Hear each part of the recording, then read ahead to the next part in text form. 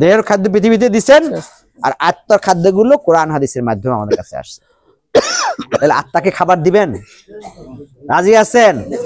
আত্মার খাবার হচ্ছে যত দিনের কাজ করবেন, যত ভালো কাজ করবেন, যত ইসলামের কাজ করবেন, যত কোরআন হাদিসের কাজ করবেন, ওই খাদ্যটাই পাবে আত্মা। যদি আমি সুবহানাল্লাহ বলি, ও খাদ্য পাবে আল্লাহ।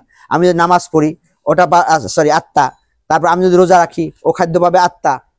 আর আত্মা যত শক্তিশালী হবে, আমার আমল তত ভালো হবে। আত্মা যত শক্তিশালী হবে, তাহলে আত্মা শক্তিশালী করবেন ইনশাআল্লাহ? ইনশাআল্লাহ। আত্মা যত শক্তিশালী হবে, আমার আমল তত ভালো হবে ইনশাআল্লাহ।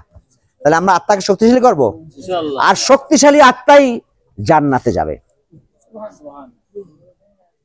দুর্বল ক্ষতিগ্রস্ত আত্মা কিন্তু জান্নাতে যাবে না, সে দুর্গন্ধই ছড়াতে পারে। নাফসুল মুতমাইন্না। জি, আয়াতুন নাফসুল মুতমাইন্না।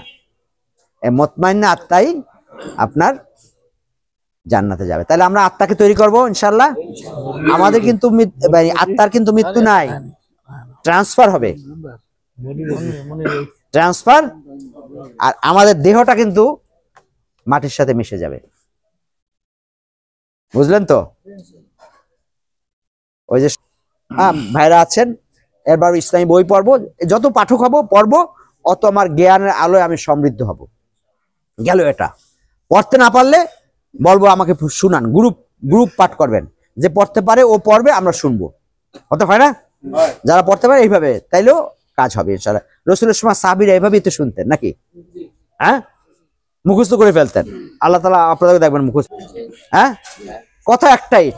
আমি যখন চলি বিভিন্ন রিক্সা সুযোগ পাইলেই বলি যে ভাই নামাজ পড়েন। কেউ বলে যে মাঝে মাঝে পড়ি, কেউ বলে না পড়ি না, এভাবে বলে। তখন আমি বলি যে ভাই জান্নাতে কি যাইতে চান? হ্যাঁ, দেখেন জান্নাতে, আপনারা কি জান্নাতে যাইতে চান? সবাই যাইতে চান না, বোঝা গেল। জান্নাতে যাইতে চান? আওয়াজটা ছোট, মানে সবাই যাইতে চান না। কিন্তু জান্নাতে গেলে জান্নাতের চাবির নাম কি বলেন তো? নামাজ। তাহলে নামাজকে ছাড়ার কোনো উপায় আছে? তাহলে এই কথাটা আমরা মানুষকে বলতে পারবো না? ভাই জান্নাতের চাবি হচ্ছে নামাজ। আমরা নামাজটা যাতে না ছাড়ি। এই জন্য যারা রিক্সা চালান, যারা নৌকা বান, যারা মাছ ধরেন, যে কোনো জায়গায় শ্রমিকের জন্য কিন্তু হিসাব সোজা, পদ্ধতিও সোজা। মতভেদ করবেন না। আমি যেটুক জানি সে পরামর্শ দিচ্ছি। নামাজ ছাড়বেন না কোনো কারণ দেখিয়ে। মনে করেন আপনার সমস্যা আছে, আপনি জোহর আসর একসাথে পড়ে নেবেন। আপনার কাজে ব্যস্ততা, আপনি হয়তো আসর পড়তে সমস্যা হবে অথবা জোহর পড়তে সমস্যা হবে, আপনি একসাথে পড়ে নেবেন, অথবেন না। একমত হলেন সবাই? কেননা আমরা কাজ করতে গিয়ে দেখি ভাইরা কি কয়, ভাই নামাজ পড়বো, আপনি কইছেন পড়বো, আমার কাপড়টা ভালো না, ওই দিন আর পড়লো না। নিজের আত্মাকে জান্নাতের জন্য তৈরি করব।